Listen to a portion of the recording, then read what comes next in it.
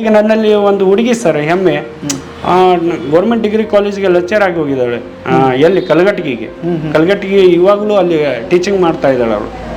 Sociology lecturer. ಎರಡು ಕಣ್ಣು ಕಾಣಲ್ಲ. ಒಂದು ಹುಡುಗಿ ಸ್ಕೂಲ್ ಟೀಚರ್ ಆಗಿ ಹೋಗಿದ್ದಾಳೆ, ಪೂಜಾ ಅಂತ. ಅವಳಿಗೂ ಕಣ್ಣು ಕಾಣಲ್ಲ. ಇದೇ ಸಾಕಲ್ವ ಸರ್? ಈ ಹುಡುಗಿ ಕೆನರಾ ಬ್ಯಾಂಕಲ್ಲಿ ಜಾಬ್ ಮಾಡ್ತಾ ಇದ್ದಾಳೆ. ಇನ್ನೊಂದು ಹುಡುಗಿಗೆ ಬರೋಡಾ ಬ್ಯಾಂಕ್ ಜಾಬ್ ಆಗಿದೆ ಸರ್, ಜಯ ಅಂತಂದು. ಇಲ್ಲೇ ಇದ್ದಾಳೆ ಈಗ ಅವಳು. ಸಾಕಲ್ವ ಸರ್? ಇಂಥ ಮಕ್ಕಳು ಅವ್ರಿಗೆ ಎಜುಕೇಶನ್ ಕೊಡಿಸಿ ಅವ್ರಿಗೆ ಮುಂದೆ ತರಬೇಕು ಸರ್. ಅವರಿಂದ ಮತ್ತೊಬ್ಬರು ಪರಿವರ್ತನೆ ಆಗ್ತಾರೆ, ಅವರಿಂದ ಮತ್ತೊಬ್ಬರು ಚೇಂಜಸ್ ಆದಾಗ ಅದು ಒಂಥರ ಖುಷಿ ಸರ್. ಅದು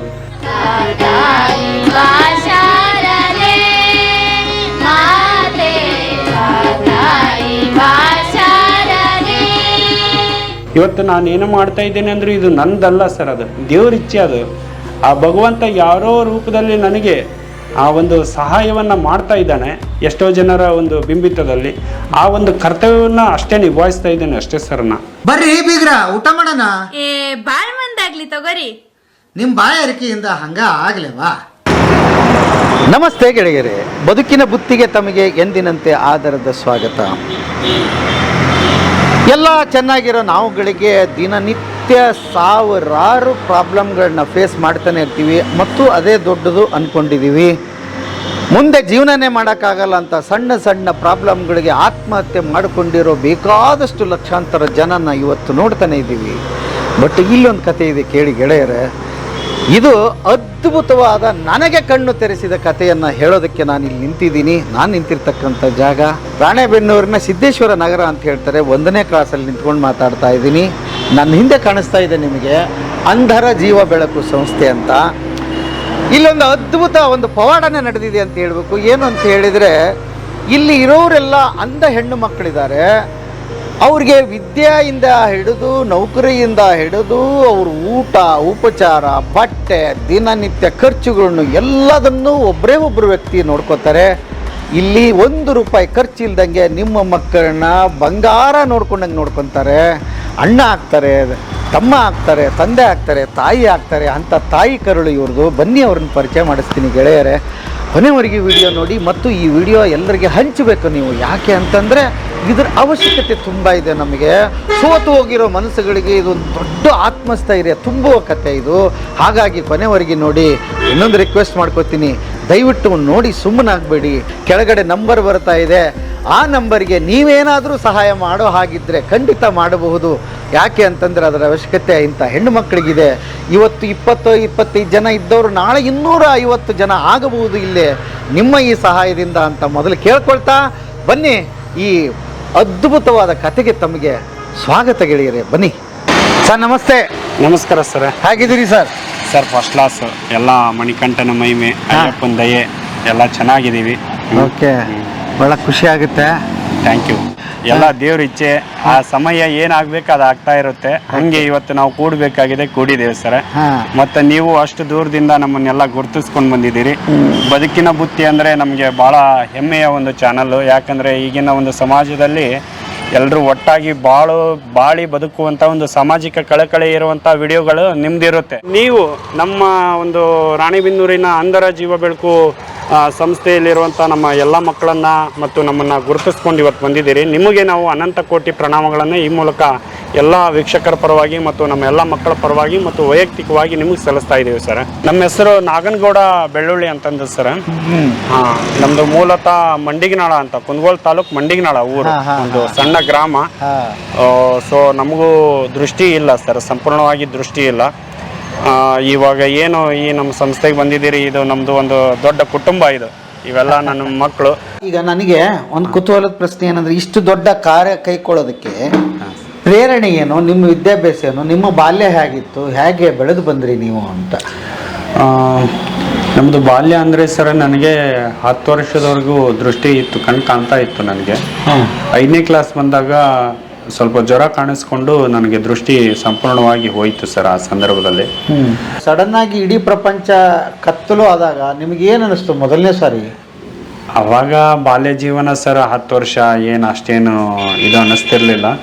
ಬರ್ತಾ ಬರ್ತಾ ಸ್ವಲ್ಪ ಹೆಂಗೆ ವಯಸ್ಸು ಒಂದು 15-16 ಹಿಂಗೆ ಏಜ್ ಆಗ್ತಾ ಬಂತು. ಬೇರೆ ಬೇರೆ ಹುಡುಗರೆಲ್ಲ ಊರಲ್ಲಿ ತಿರುಗಾಡೋದು, ಅವರ ಅಂದರೆ ಕೇಳ್ತಿದ್ವಲ್ಲ ಮನೆಯಲ್ಲಿ ಅವರು ಹಂಗೆ ಹಿಂಗೆ ಅಲ್ಲಿಗೆ ಹೋದ್ರು ಇಲ್ಲಿಗೆ ಹೋದ್ರು ಅಂದಾಗ ಸ್ವಲ್ಪ ನಾವು ಕಾಣದೇ ಇದ್ದವರು ಒಬ್ರು ಬೇಕಲ್ವ ಸರ್ ನಮಗೆ. ಅದು ಸ್ವಲ್ಪ ಕಷ್ಟ ಅನಿಸ್ತದೆ, ಯಾಕಂದರೆ ಫುಲ್ ಸಂಪೂರ್ಣವಾಗಿ ಕತ್ಲ ಅಂತ ಆದಾಗ ನಾವು ನಡೆದಾಡೋಕ್ಕೂ ಆ ಸಂದರ್ಭದಲ್ಲಿ ಭಾಳ ಕಷ್ಟ ಆಗ್ತಾ ಇತ್ತು. ಅದೇನೋ ನಮ್ಮ ತಾಯಿ ನಮ್ಮನ್ನು ಸುಮ್ಮನೆ ಕೂರಿಸ್ಲಿಲ್ಲ, ನಮಗೆ ಆಚೆ ಓಡಾಡೋದಕ್ಕೆ ಅದಕ್ಕೆ ಅದನ್ನೆಲ್ಲ ಮಾಡೋವಂಥವ್ರು. ಹೋಗು ಏನು ಕಷ್ಟ ಆಗಲ್ಲ, ಒಂದು ಸಲ ಬೀಳ್ಬೋದು ಹೇಳ್ಬೋದು, ಈ ಥರ ನಮ್ಮ ಮನೆಯಲ್ಲಿ ಯಾರೂ ನನಗೆ ಸುಮ್ಮನೆ ಕೂರಿಸ್ಲಿಲ್ಲ. ಒಂದು ಸ್ವಲ್ಪ ದಿನ ಹಂಗೆ ಕಷ್ಟ ಅನಿಸೋದು, ಆಮೇಲೆ ಸ್ವಲ್ಪ ಓಡಾಡೋಕ್ಕೆಲ್ಲ ನನಗೆ ಓಡಾಡ್ಬೋದು ನಾವು, ಈ ಥರ ಎಲ್ಲ ನಮಗೂ ಹೋಗೋದು ಬರಲಿಕ್ಕೆಲ್ಲ ಅನುಕೂಲ ಇದೆ ಅಂದ್ಕೊಂಡು ಅದು ಒಂದು ಸ್ವಲ್ಪ ಪ್ರಾಕ್ಟೀಸ್ ಆದಂಗೆ ಆಯ್ತು ಸರ್. ಆಮೇಲೆ ಅದು ಸೊ ನಮ್ಮದು ಎಜುಕೇಷನ್ ಬಂದುಬಿಟ್ಟು MA ಮುಗಿದಿದೆ ಸರ್, ಸೋಷಾಲಜಿ. ಹಾಂ ಸರ್, ಕರ್ನಾಟಕ ಯೂನಿವರ್ಸಿಟಿಯಲ್ಲಿ. ಸೊ ಮಾಸ್ಟರ್ ಡಿಗ್ರಿ ಮುಗಿದ ನಂತರ ನಿಮ್ಮ ತಂದೆ ತಾಯಿ ಆರ್ಥಿಕ ಸಬಲರಿದ್ರ? ಅವ್ರು ಹೇಗಿದ್ರು? ಎಷ್ಟು ಜನ ಮಕ್ಕಳು ನೀವು? ನಮ್ಮ ಮನೆಯಲ್ಲಿ ನನ್ನ 3 ಜನ ಅಕ್ಕಂದ್ರು, ನಾನು ಒಬ್ಬನು. ನಮ್ಮ ತಾಯಿಗೆ ನಮ್ಮ 2 ಜನ ಅಕ್ಕಂದ್ರಿಗೂ ಸ್ವಲ್ಪ ಬ್ಲೈಂಡ್ನೆಸ್ ಇದೆ ಸರ್. ಒಬ್ಳು ಇಲ್ಲೇ ಇರ್ತಾಳೆ ನನ್ನ ಜೊತೆಗೆ, ಇವರಿಗೆಲ್ಲ ಹೆಲ್ಪ್ ಮಾಡಿಕೊಂಡು. ಅವ್ರಿಗಿಬ್ಬರಿಗೂ ಬ್ಲೈಂಡ್ನೆಸ್ಸು. ನನಗೆ ಈ ಥರ ಆಗಿದ್ದಕ್ಕೆ ನನ್ನ ತಂದೆ ಕೈ ಬಿಟ್ಬಿಟ್ರು ನಮ್ಮ ತಾಯಿಗೆ. ಬ್ಲೈಂಡ್ ಇದ್ದಾರೆ, ನೀನು ಈ ಥರ ಹಾಡೋದು ಬಿಟ್ಟಿದೀಯಾ ಹಾಗೆ ಹೀಗೆ ಅಂತ ಹೇಳ್ಕೊಂಡು ಸ್ವಲ್ಪ ನಮ್ಮ ತಾಯಿನ ಇಗ್ನೋರ್ ಮಾಡಿಬಿಟ್ಟು ಅವತ್ತಿನಿಂದ ಇದುವರೆಗೂ ನಮಗೆ ಕಾಂಟ್ಯಾಕ್ಟೇ ಇಲ್ಲ ಸರ್ ಅಂತದ್ದೆ. ನಾವು ಹೋದ್ರೆ ಎಷ್ಟನೇ ವಯಸ್ಸಲ್ಲಿ ಬಿಟ್ಟು ಹೋಗಿದ್ದವರು? ಆಯ್ತು ಸರ್, ಇವಾಗ ಸರಿ ಸುಮಾರು ಒಂದು 25ರಿಂದ 30 ವರ್ಷ ಹತ್ತತ್ರನೇ ಬಂತು ಇವಾಗ. ನಮ್ಮ ತಂದೆ ನಮ್ಮನ್ನು ಬಿಟ್ಬಿಟ್ಟು ನಾವು ಇವತ್ತು ಹೋಗಿ ನಮ್ಮ ತಂದೆಗೆ ಮಾತಾಡಿಸಿದ್ರು ಮಾತಾಡೋದಿಲ್ಲ ಅವರು. ಅವ್ರಿಗೆ ಏನೋ ಒಂದು ಬ್ಲೈಂಡ್ ಅಂದ್ರೆ ಏನೋ ಒಂಥರ ಸರ್, ಅವ್ರಿಗೆ ಹತ್ರನೂ ಬಿಟ್ಕೊಳ್ಳಲ್ಲ ಅವರು. ಸೊ ಆ ಥರ ಆದಮೇಲೆ ನಮ್ಗೆ ಇಷ್ಟೆಲ್ಲ ಕಷ್ಟ ಇದ್ಮೇಲೆ ಅನೇಕ ಜನರಿಗೆ ಈ ಥರ ಕಷ್ಟ ಇದ್ದೇ ಇದೆ. ಕಾಲೇಜ್ ಟೈಮಲ್ಲಿ ನಮಗೆ ನಾವು ನಾರ್ಮಲ್ ಕಾಲೇಜ್ಗೆ ಹೋಗ್ತೇವೆ ಸರ್. ಕಾಲೇಜ್ ಅಂತ ಬಂದಾಗ ನೀವು ಹೋಗುವಂಥ ಕಾಲೇಜ್ಗೆ ಓದೋದು ನಾವು. ನಮಗೇನೋ ಒಂದು ಈ ಥರ ಒಂದು ಇನ್ಸ್ಟಿಟ್ಯೂಟ್ ಮಾಡಬೇಕು ಮಾಡಿ 4-6 ಜನ ಮಕ್ಕಳಿಗೆ ನಾವು ನಮ್ಮನ್ನ ಆಗಿರುವಂಥವ್ರನ್ನ ಕರ್ಕೊಂಡು ಬಂದು ಅವ್ರಿಗೆ ಎಜುಕೇಷನ್ ಕೊಡಿಸ್ಬೇಕು ಅನ್ನೋದು ಭಾಳ ಒಂಥರ ಅದು ತಲೆಯಲ್ಲಿ ಕೂತ್ಕೊಂಡು ಬಿಡ್ತು ಸರ್.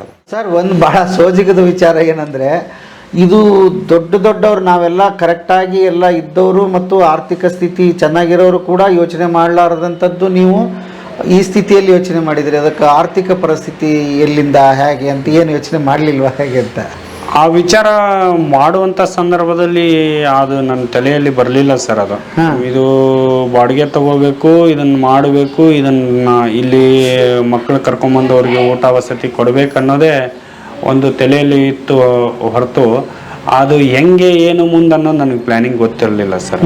ಇದನ್ನು ಸ್ಟಾರ್ಟ್ ಮಾಡಿದ ಮೇಲೆ ಭಾಳ ಜನ ಅನೇಕರು ಸಮಾನ ಮನಸ್ಸುಳ್ಳಂಥವ್ರು, ಗೋಪ್ಯವಾಗಿ ಸಹಾಯ ಮಾಡುವಂಥವ್ರು, ಸಪೋರ್ಟ್ ಮಾಡುವಂಥವ್ರು ತುಂಬ ಜನ ಕೈ ಹಿಡಿದ್ರು ಸರ್. ಈಗ ಮೊದಲು ಈ ಥರದ್ದು ಶುರು ಮಾಡ್ತೀನಿ ಅಂದಾಗ ಏನು ಪ್ರತಿಕ್ರಿಯೆಗಳು ಬಂತು ನಿಮಗೆ? ಬೇಡ ಅನ್ನೋರು ಸರ್.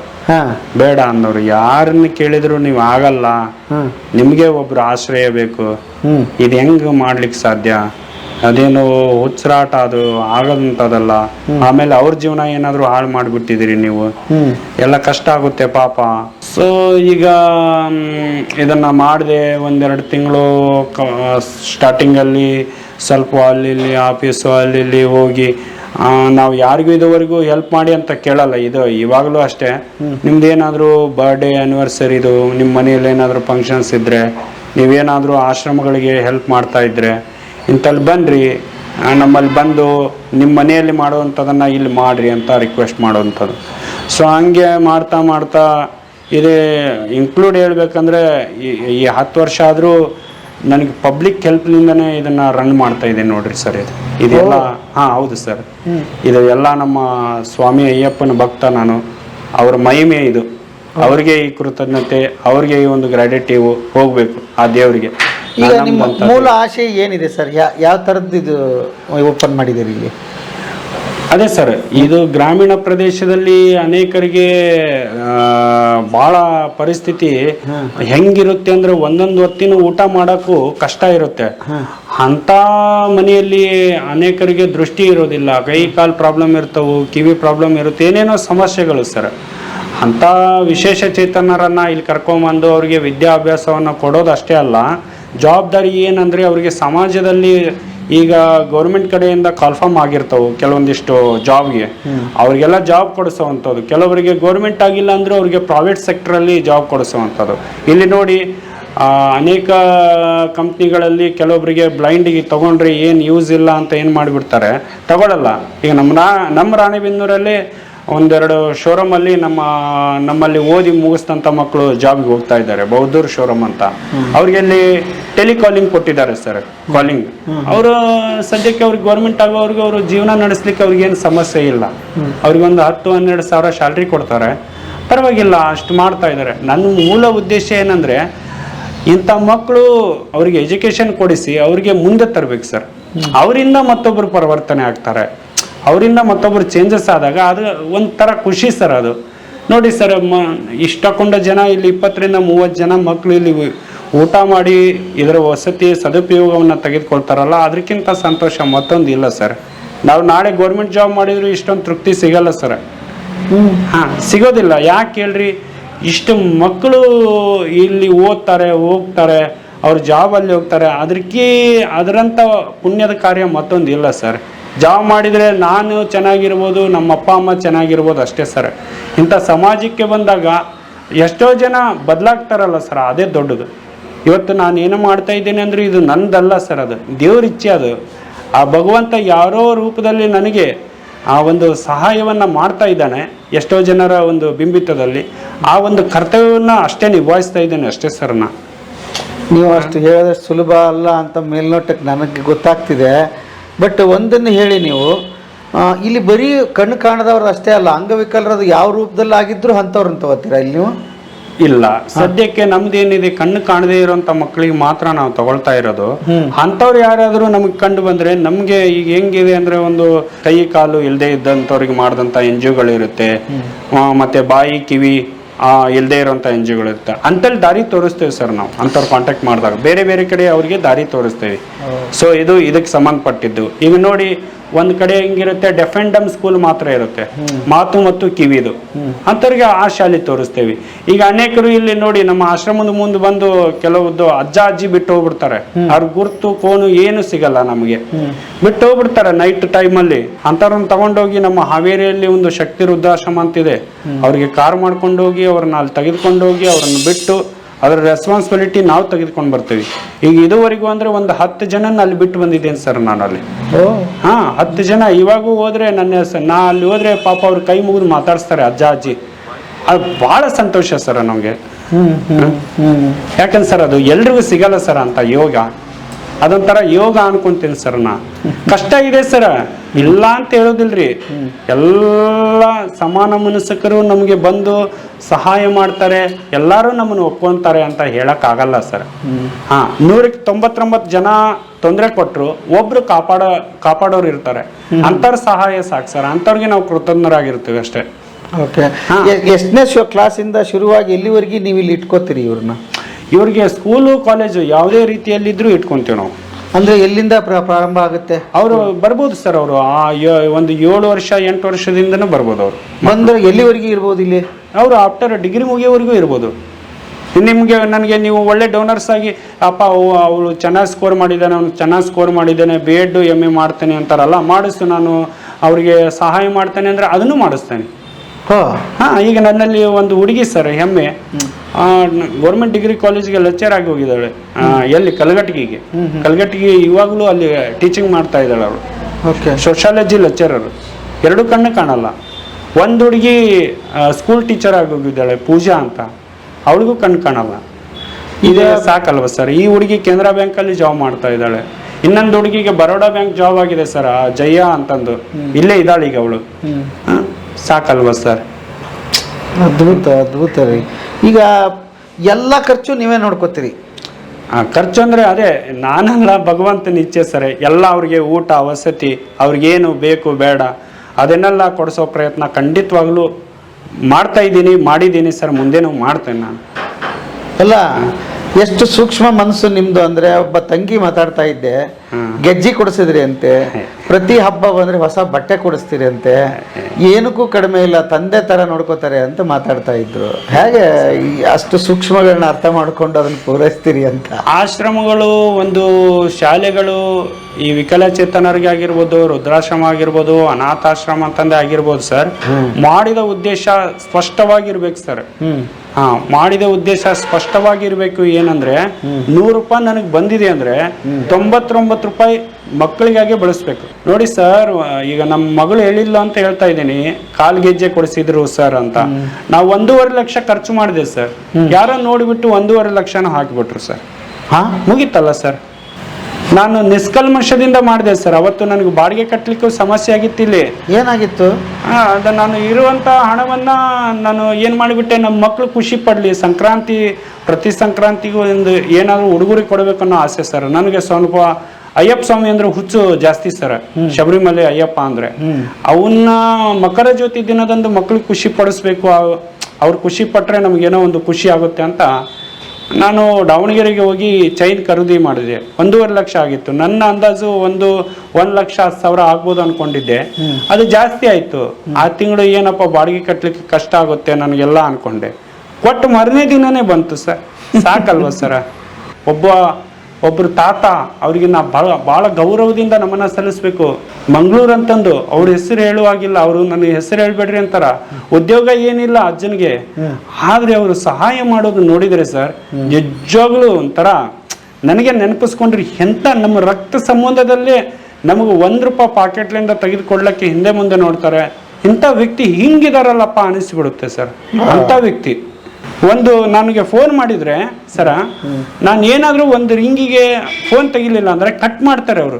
ರಿಟರ್ನ್ ನಾ ಫೋನ್ ಮಾಡೋರಿಗೆ ಫೋನ್ ಮಾಡಲ್ಲ ಆ ವ್ಯಕ್ತಿ. ಅಷ್ಟು ಅದ್ಭುತ ಸೇವೆ. ಅಂದ್ರೆ ಇವನ್ನೆಲ್ಲ ಯಾಕೆ ಹೇಳ್ತಾ ಇದ್ದೀನಿ ಅಂದ್ರೆ ಸರ, ಪ್ರಾಮಾಣಿಕವಾಗಿ ಕೆಲಸ ಮಾಡಿದಾಗ ಪ್ರಾಮಾಣಿಕವಾಗಿ ಹೋಗುತ್ತೆ ವಿನಃ ಅದೇನು ಇದು ಆಗಲ್ಲ ಸರ್. ಈಗ ನನಗೆ ಭಾಳ ಜನ ಈಗ ಬೇರೆ ಬೇರೆ ಆಶ್ರಮದವರು ಕಾಂಟ್ಯಾಕ್ಟಲ್ಲಿ ಹಿಂಗೆ ವಿಸಿಟ್ ಮಾಡ್ತಿರ್ತೇನೆ ಸರ್. ಸ್ವಲ್ಪ ನಂಗೆ ಬೇರೆ ಬೇರೆ ಕಡೆ ಹೋಗಿ ಅಲ್ಲಿರೋಂಥವ್ರಿಗೆ ಏನಾರು ಕೊಡಬೇಕನ್ನೋ ಸ್ವಲ್ಪ ಜಾಸ್ತಿ ಹುಚ್ಚು. ಆದರೆ ಎಲ್ಲರಿಗೂ ನನ್ನನ್ನು ಮೆಚ್ಚಿ, ನನ್ನನ್ನು ಹರಿಸಿ, ನನ್ನ ಮೇಲೆ ನಂಬಿಕೆ ಇಟ್ಟು, ಗೌರವವನ್ನು ಇಟ್ಕೊಂಡು ಸಹಾಯ ಮಾಡಿದಂಥ ಮತ್ತು ಮಾಡ್ತಾ ಇರುವಂಥ ಪ್ರತಿಯೊಬ್ಬರಿಗೂ ನಾನು ಈ ಸಂದರ್ಭದಲ್ಲಿ ಒಂದು ಕೃತಜ್ಞತೆಯನ್ನು ಸಲ್ಲಿಸ್ತೇನೆ ಸರ್. ದೇವರ ಹೆಸರಲ್ಲಿ ಯಾವತ್ತಿಗೂ ನಾನು ಇಷ್ಟು ಸಹಾಯ ಮಾಡಿದೆ, ನಾ ಹಿಂಗೆ ಮಾಡಿದೆ, ಅದು ದುರ್ಬಳಕೆ ಆಗಿದೆಯಾ, ಮಕ್ಕಳಿಗೆ ಮುಟ್ಟಿದೆಯಾ, ಯಾರೂ ಕೇಳಿಲ್ಲ ಸರ್. ನಿಮಗೆ ದಿವಸದ ಲೆಕ್ಕ ಹಾಕೋದಾದ್ರೆ ಅಥವಾ ತಿಂಗಳಿಗೆ ಲೆಕ್ಕ ಹಾಕೋದಾದ್ರೆ, ವರ್ಷಕ್ಕೆ ಲೆಕ್ಕ ಹಾಕೋದಾದ್ರೆ ಏನಾದರೂ ಲೆಕ್ಕಗಳು ಇದೆಯಾ? ಇದೆ ಸರ್. ಒಂದು ದಿನಕ್ಕೆ ನಮಗೆ ಒಂದು ಮಗುವಿಗೆ 300 ರೂಪಾಯಿ ಖರ್ಚಾಗುತ್ತೆ. ಒಂದು ಮಗುಗೆ 300 ರೂಪಾಯಿ. ಬೆಳಗಿನ ನಾಷ್ಟ, ಮಧ್ಯಾಹ್ನದ ಊಟ, ರಾತ್ರಿ ಊಟ, 2 ಹೊತ್ತು ಟೀ, ಸ್ನ್ಯಾಕ್ಸ್. ಇದು 300 ರೂಪಾಯಿ ಅಂತ ಒಬ್ಬ ಮಗುಗೆ ಆದ್ರೆ 20 ಜನ ಮಕ್ಕಳಿಗೆ ನೀವು ಹಿಡಿದ್ರು ಎಷ್ಟಾಗುತ್ತೆ ಸರ್? 6,000 ಖರ್ಚಾಗುತ್ತೆ. ಬಾಡಿಗೆ ಬಿಟ್ಟಿದು. ಬಾಡಿಗೆ ಬಿಟ್ಟು ಬಾಡಿಗೆ ಎಷ್ಟಿದು? ಬಾಡಿಗೆ ಇದು 12,000 ಮೇಲೆ ಕೆಳಗೆ. ಓಕೆ, ಅದು ಬೋರ್ಡೇ ಹಾಕ್ಬಿಟ್ಟಿದ್ರಿ ಎಲ್ಲರಿಗೂ ಗೊತ್ತಾಗ್ಲಿ ಅಂತ. ಹೌದು.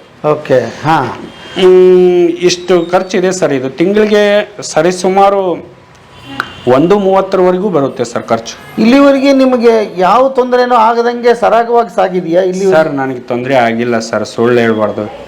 ಆಗಿಲ್ಲ ಸರ್, ಯಾವತ್ತಿಗೂ ಆಗಿಲ್ಲ ಸರ್. ಯಾವತ್ತು ನನಗೆ ಬಾಡಿಗೆ ಕಟ್ಟಕ್ಕಾಗಲಿಲ್ಲ, ಮಕ್ಕಳಿಗೆ ರೇಷನ್ ತರಕ್ಕಾಗಲಿಲ್ಲ, ಊಟ ಇವತ್ತು ಮಾಡಿಸ್ಲಿಕ್ಕೆ ಆಗಿಲ್ಲ ಅಂತ ಯಾವತ್ತಿಗೂ ಆಗಿಲ್ಲ ಸರ್. ಕಷ್ಟ ಆಗೇ ಇಲ್ಲ ಸರ್. ನಮ್ಮ ಮಕ್ಕಳಿಗೆ ನಾವು ಊಟದಲ್ಲಿ ನೀವೇ ನಮ್ಮ ಮಕ್ಕಳಿಗೆ ಮಾತಾಡ್ಸಿ ನೋಡ್ರಿ, ಅವ್ರು ಹೇಳ್ತಾರೆ.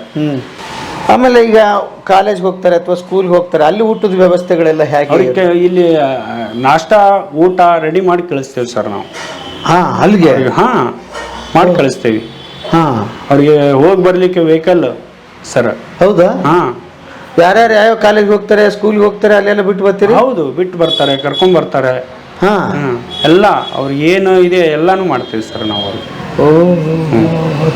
ಸರ್ ಒಂದೇ ಫ್ಯಾಮಿಲಿ, ನಮ್ಮ ಕುಟುಂಬದಲ್ಲಿ ನನ್ನ ಮಕ್ಕಳು ಹೇಗಿರ್ತಾರೆ ಹಾಗೇ ಇದ್ದಾರೆ ಸರ್. ನನ್ನ ಪ್ರಕಾರದಲ್ಲಿ ಅವ್ರ ಮನಸಾರೆ ನೀವು ಒಮ್ಮೆ ಆಳವಾಗಿ ಇಳಿದು ಮಾತಾಡಿಸಿ ಅಷ್ಟೇ.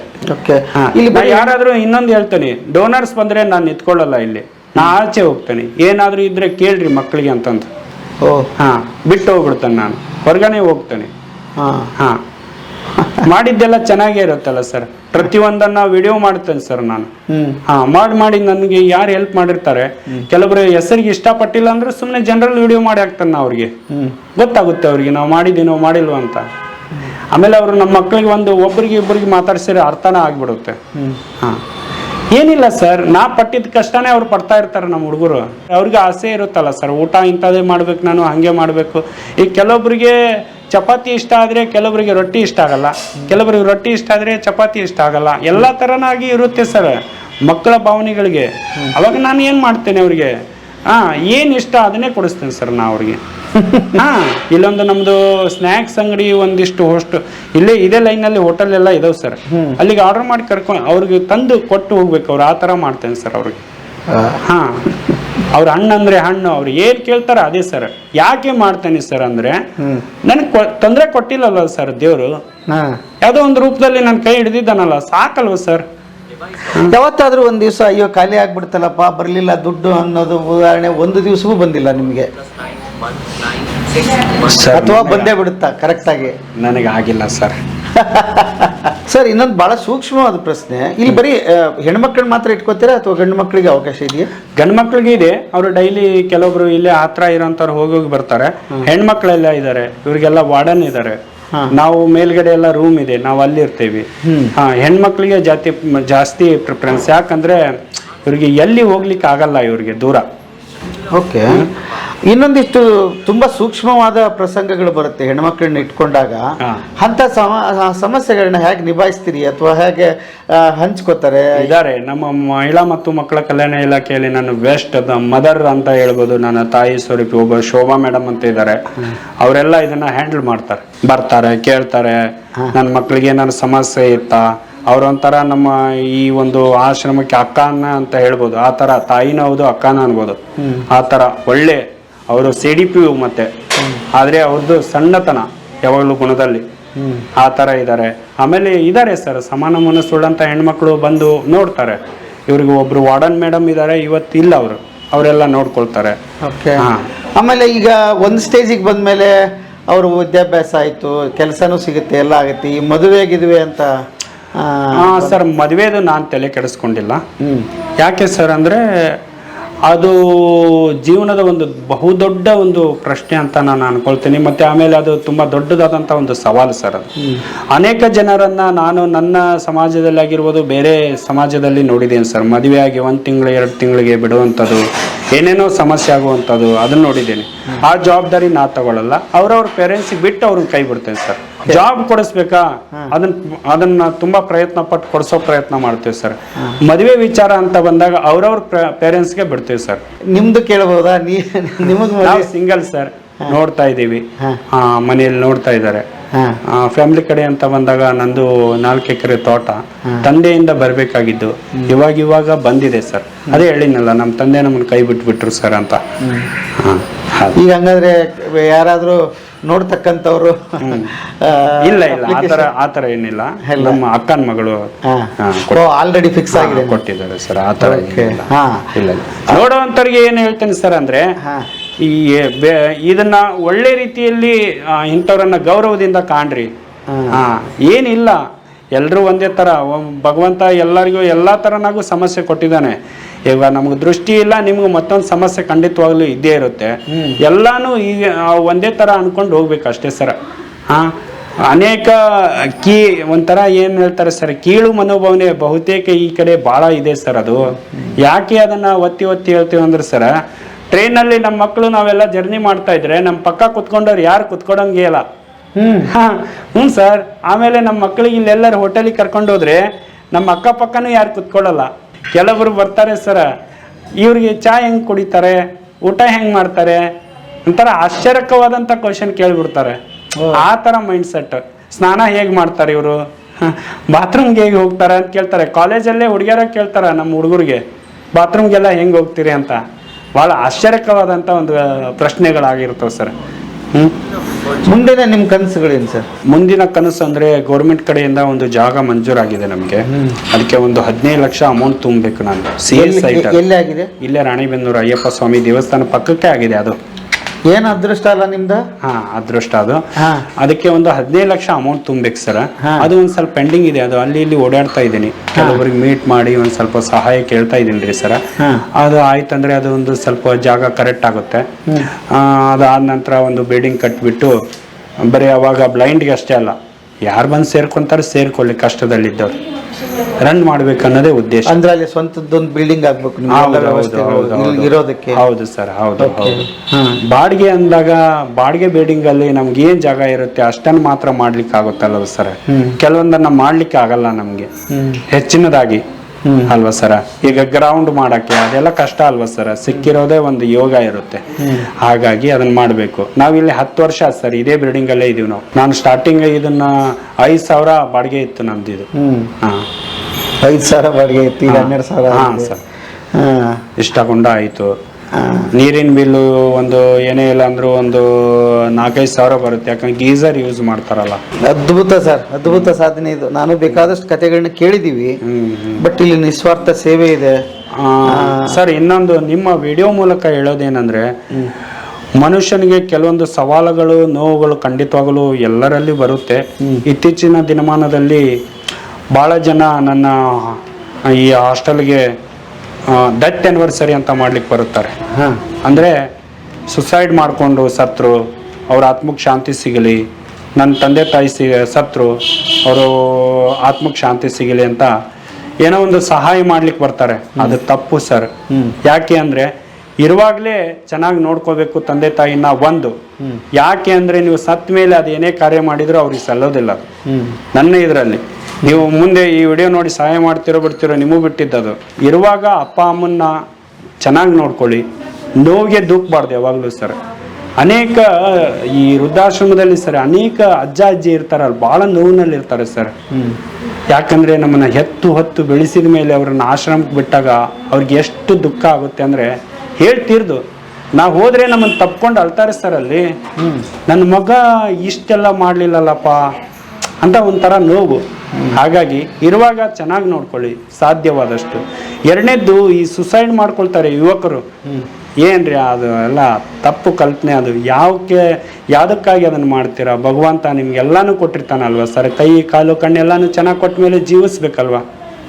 ಜೀವಿಸಿ ಒಂದು ಸಾಧನೆಯನ್ನು ಮಾಡಬೇಕು. ಅಟ್ಲೀಸ್ಟ್ ನಮ್ಮ ಹೊತ್ತಂಥವ್ರಿಗಾದರೂ ಒಂದು ಅಟ್ಲೀಸ್ಟ್ ಒಂದು ಗೌರವವನ್ನು ಕೊಡ್ಬೇಕು ನಾವು.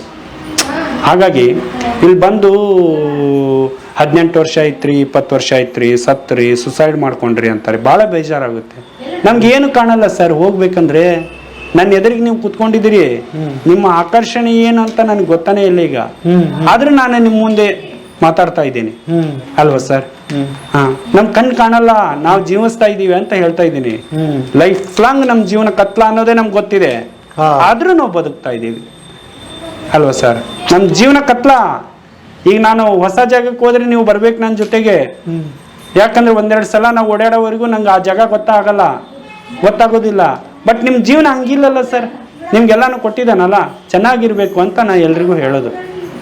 ಏನೇ ಬರಲಿ ಸರ್, ಅದು ಎದುರಿಸ್ಬೇಕು, ಅದನ್ನೊಂದು ಸವಾಲಾಗಿ ತಗೋಬೇಕು. ಚಾಲೆಂಜ್ ಮಾಡಿ ಜೀವನ ಮಾಡಲಿ ಅಂತ. ಹಾಗಾಗಿ ಎಲ್ಲನೂ ಇರುತ್ತೆ. ಕೆಲವರಿಗೆ ನಮ್ಗೆ ಇನ್ನೂ ಭಗವಂತ ಈ ರೀತಿಯಲ್ಲಿ ಇಟ್ಟಿದ್ದಾನೆ. ಕೆಲವರಿಗೆ ಕೈ ಕಾಲೇ ಕೊಟ್ಟಿಲ್ಲ, 2 ಕಾಲಿಲ್ಲ 2 ಕೈ ಇಲ್ಲ ಅಂತವ್ರು ಜೀವನ ಮಾಡ್ತಾ ಇದ್ದಾರೆ. ಅವ್ರು ಎಷ್ಟು ನಮ್ಗಿಂತ ಚೆನ್ನಾಗಿದ್ದಾರೆ ಅವರು. ಅದೇ ಒಂದು ನಮ್ಮ ಸಾಮಾಜಿಕ ಕಳಕಳಿ ಸರ್ ಇದು. ಈ ತರ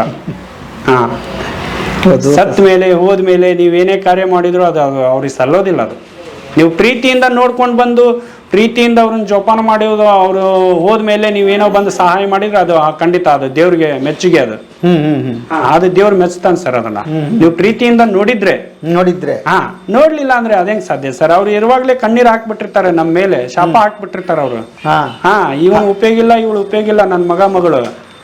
ಹಾಗಾಗಿ ಅಂತ ಶಾಪದ ಸಹಾಯಧನ ಕೂಡ ಬೇಡ ಅಂತೀರಿ? ಬೇಡ, ಅದು ನಮಗೂ ಒಪ್ಪಲ್ಲ ಸರ್. ಫೋಟೋ ವಿಡಿಯೋಕ್ಕಾಗಿ ಪ್ರಚಾರಕ್ಕಾಗಿ ಅದು ಮಾಡಿದ್ದು ವೇಸ್ಟ್. ಅದನ್ನ ನಾವು ಮನಸ್ಪೂರ್ವಕವಾಗಿ ಒಪ್ಕೊಳ್ಳೋದಿಲ್ಲ. ಅದನ್ನ ನಮ್ಮ ಮನಸ್ಸು ಹಳ ಅನ್ನುತ್ತೆ. ಇನ್ನೂ ನೀವು ಪ್ರೀತಿಯಿಂದ ಜೋಪಾನ ಮಾಡಿ ಅಪ್ಪ ಅಮ್ಮನಿಗೆ ಗೌರವ ಕೊಟ್ಟು ಅವ್ರನ್ನೇನಾದ್ರೂ ಖುಷಿ ಪಡಿಸಿದ್ರೆ ಬರ್ಲಿ ಸರ್, ಮಾಡ್ಲಿ, ಎಲ್ಲರಿಗೂ ಸಂತೋಷನೇ. ಹಂಗಿರ್ಬೇಕು ಸರ್. ಹಾಗಾಗಿ ಇದೆಲ್ಲ ಒಂದು ಇದೆ ಸರ್. ಅವೆಲ್ಲ ಕೆಲವೊಂದಿಷ್ಟು ಹಂಗೆ ಹೋಗ್ತಾ ಇರ್ತಾವಲ್ಲ, ಅವನ್ನೆಲ್ಲ ಚೇಂಜ್ ಆಗ್ಬೇಕು. ಅವು ಕೆಲವೊಂದು ಈಗೇನೋ ನಮ್ಮದು ಅಂತ ಗುರುತಿಸಿದ್ರಿ, ಅನೇಕರು ನನಗಿಂತ ಇನ್ನೂ ಚೆನ್ನಾಗಿ ಕಷ್ಟದಲ್ಲೇ ಆಶ್ರಮಗಳನ್ನು ನಡೆಸ್ತಾ ಇದ್ದಾರೆ. ಅಲ್ಲಿ ಭಾಳ ಜನ ಇರ್ತಾರೆ ಸರ್. ಅಂಥವ್ರದ್ದು ಎಲ್ಲ ಭಾಳ ಕಷ್ಟ ರೀಪ. ಹಾಗಾಗಿ ನಿಮ್ಮ ತಂದೆ ತಾಯಿನ ನಿಮ್ಮ ಚಾನಲಲ್ಲಿ ಬಹಳ ಜನ ನೋಡ್ತಾರೆ. ಬಹಳ ಜನ ನಿಮ್ಮ ವಿಡಿಯೋ ನೋಡ್ತಿರ್ತೇನೆ ಸರ್, ಬಹಳ ಸಂತೋಷ ಆಗುತ್ತೆ. ಎಷ್ಟೋ 95, 96 ಏಜ್ನವ್ರನ್ನೆಲ್ಲ ಗುರುತಿಸ್ತೀರಪ್ಪ, ಅದು ನಿಮ್ಮ ದೊಡ್ಡ ಕಾರ್ಯ ಸರ್. ಅದು ಅವ್ರು ಎಷ್ಟು ಚೆನ್ನಾಗಿ ಮಾತಾಡ್ತಾ ಇರ್ತಾರ. ಅಜ್ಜಿಯರು ನಮ್ಮ ತಾಯಿನೇ ನೆನಪು ಬರ್ತಾರ, ನಮ್ಮ ಅಜ್ಜಿ ಅಂದ್ರೆ ನಮ್ಮ ತಾಯಿ ಅವ್ವನ ನೆನಪು ಬರ್ತಾರ. ಅವ್ರನ್ನ ನೋಡಿದ್ರ ಎಷ್ಟು ಅದ್ಭುತವಾದಂಥ ಜೀವನವನ್ನ ಕಟ್ಕೊಂಡಂಥವ್ರು ಇದಾರಲ್ಲ ಸರ. ಅದ್ಯಾವುದೋ ಕೊಪ್ಪಳದೊಂದು ಸ್ಟೋರಿ ಮಾಡಿದ್ರಿ, ಅದ್ಭುತವಾದಂಥ ಸ್ಟೋರಿ ಸರ. ಭಾಳ ಖುಷಿ ತಂತು ಮನಸ್ಸಿಗೆ. ಹಾಗಾಗಿ ಭಾಳ ಜನ ಅಜ್ಜಾರನ್ನ ಮೀಟ್ ಆಗ್ತಿರಲ್ಲ, ಅದು ಭಾಳ ಹೆಮ್ಮೆ ಸರ್. ಅದು ಅಂದ್ರೆ ಏನು ತೋರಿಸುತ್ತೆ ಸರ್ ನಿಮ್ಮ ವಿಡಿಯೋ ಮುಖಾಂತರ ಅಂದ್ರೆ, ನಾವು ಈ ಕೆಲವೊಬ್ರು ಮನಸ್ಸನ್ನ ಚೇಂಜ್ ಮಾಡಿಕೊಂಡು ಚೆನ್ನಾಗಿ ಬಾಳಿ ಬದುಕಬೇಕು ಅನ್ನೋರು ಇರ್ತಾರಲ್ಲ, ಅವ್ರು ಖಂಡಿತ ಇದನ್ನ ನೋಡಿ ಚೇಂಜ್ ಆಗ್ತಾರೆ ಸರ್, ನಿಮ್ಮಂಥ ವಿಡಿಯೋಗಳನ್ನು ನೋಡಿ. ಏನು ಮಾನದಂಡ ಇದೆ ಇಲ್ಲಿ ಮಕ್ಕಳನ್ನ ಸೇರಿಸ್ಬೇಕಂದ್ರೆ? ಪೇರೆಂಟ್ಸ್ ಬರ್ಬೇಕು? ಏನಿಲ್ಲ, ಅವ್ರದ್ದು ಆಧಾರ್ ಕಾರ್ಡು, ಅವ್ರದ್ದು ಡಾಕ್ಟರ್ ಸರ್ಟಿಫಿಕೇಟ್ ಅಷ್ಟೇ. ಆಧಾರ್ ಕಾರ್ಡು, ಡಾಕ್ಟರ್ ಸರ್ಟಿಫಿಕೇಟ್ ತರಬೇಕು. ಹೌದು. ಯಾವ ಭಾಗದಿಂದ ಆದ್ರೂ ಬರ್ಬೋದಾ? ಹೌದು, ಬರ್ಬೋದು. ಬಂದ್ರೆ ವಾಪಸ್ಸು ಮತ್ತೇನಾದ್ರೂ ಊರಿಗೆ ಕಳಿಸೋ ವ್ಯವಸ್ಥೆ ಇದೆಯಾ, ಅಥವಾ ಅವ್ರು ಬಂದು ಏನಾದ್ರು ನೋಡ್ಕೊಂಡು ಹೋಗ್ಬೋದಾ? ಪೇರೆಂಟ್ಸ್ ಬರ್ಬೋದು, ನೋಡ್ಬೋದು. ಅವ್ರಿಗೆ ಇಷ್ಟ ಆದ್ರೆ ಸೇರಿಸ್ಬೋದು ಸರ್. ಅವ್ರಿಗೆ ಏನ್ ಮಾಡ್ತೀವಿ, ಏನ್ ಅವ್ರ ಮುಂದೆ ಯಾವ ತರ ತರ್ತೀವಿ ಅನ್ನೋದನ್ನ ಅವ್ರ ಕುಟ ಮಾತಾಡ್ತೀವಿ. ಅವ್ರಿಗೆ ಖುಷಿ ಆದ್ರೆ ಅವ್ರು ಬಿಟ್ಟು ಚೇಂಜ್ ಬಂದವ್ರಕ್ಕರು ಯಾರು ಹೋಗಿಲ್ರಿ ವಾಪಸ್ಸು, ಅವ್ರನ್ನ ಆ ತರ ಹೇಳ್ತೀವಿ ಅವ್ರಿಗೆ, ನಿಮ್ಮ ಮಕ್ಳು ಈ ತರ ಸಾಧನೆ ಮಾಡ್ಬೋದು ಅಂತ.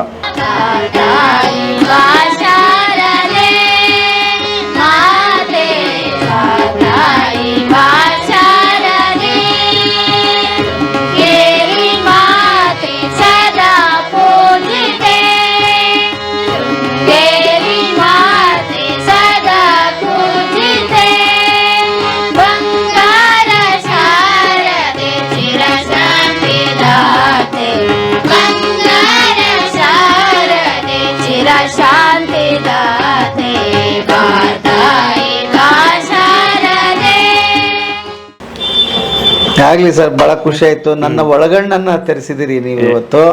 ನಾವು ಬರೀ ಇರೋದು 2 ಕಣ್ಣು, ಕಂಡ್ವೋ ಕಾಣ್ಲಿಲ್ವೋ ಅನ್ನೋ ಚರ್ಚೆಗಿಂತ ನೀವು ನಿಜಕ್ಕೂ ಎಲ್ಲರ ಒಳಗಣ್ಣನ್ನ ತೆರೆಸಿದಿರಿ. ನಾವು ಯಾವುದಕ್ಕೂ ಏನು ಕಡಿಮೆ ಇಲ್ಲ ಅನ್ನೋ ಒಂದು ಭರವಸೆ ಕೊಟ್ಟಿದ್ದೀರಿ. ನಿಮ್ಮಂಗೆ ಸುಮಾರು ಜನ ಪ್ರಪಂಚದಲ್ಲಿದ್ದಾರೆ, ಅವರು ಭರವಸೆ ಕಳ್ಕೊಳ್ಳಾರ್ದಂಗೆ ಒಂದು 4 ಮಾತಾಡಿದ್ದೀರಿ. ಮತ್ತು ನಿಮ್ಮ ಕಾರ್ಯ ಶ್ಲಾಘನೆ ಏನಿದೆಯಲ್ಲ ಸರ್, ಪದಗಳಲ್ಲಿ ನಾನು ಹೇಳಲಾರೆ. ಯಾಕೆ ಅಂತ ಹೇಳಿದರೆ, ನಾವೇನು ಮಾಡಿದ್ರು ನಾವು ಸೀಮಿತ ಚೌಕಟ್ಟಲ್ಲಿ ಫ್ಯಾಮಿಲಿಯಲ್ಲಿ ಬದುಕಿ ಬಿಟ್ಟಿರ್ತೀವಿ. ಅದಕ್ಕೋಸ್ಕರನೇ ಒಂದು ಮನೆ ಆದರೆ ನಮಗೆ ಸಾಕಾಗಲ್ಲ, 4 ಮನೆ ಬೇಕು. ಒಂದು ಸೈಟ್ ಆದರೆ ಸಾಕಾಗಲ್ಲ, 10 ಸೈಟ್ ಬೇಕು. ಇದೇ ಒದ್ದಾಟ ಗುದ್ದಾಟ ನಮ್ಮದು ಕೊನೆವರೆಗೆ. ಬಟ್ ನೀವು ಇದ್ದೀರಲ್ಲ ಸರ್, ನೀವು ಸಮಾಜ ತಲೆ ಎತ್ತಿ ನಡೆಯುವಂಥ ಕೆಲಸ ಮಾಡಿದ್ದೀರಿ. ಹಾಗಾಗಿ ಈ ಮಕ್ಕಳೇನಿದ್ದಾರೆ ಇವ್ರನ್ನ ಕಟ್ಕೊಂಡು ಇವತ್ತು ಹಗಲು ರಾತ್ರಿ ನೀವು ಕಷ್ಟಗಳನ್ನೇ ಹೇಳಿಲ್ಲ ಇದರಲ್ಲಿ. ಬಟ್ ಆದರೂ ನನಗೆ ಗೊತ್ತಾಗ್ತದೆ, ಬೇಕಾದಷ್ಟು ಸಮಯ ಸಂದರ್ಭಗಳು ಬಂದಿರುತ್ತೆ. ಅದನ್ನೆಲ್ಲ ನುಂಗ್ಕೊಂಡಿಂಥ ಕೆಲಸ ಮಾಡಿದ್ದೀರಿ.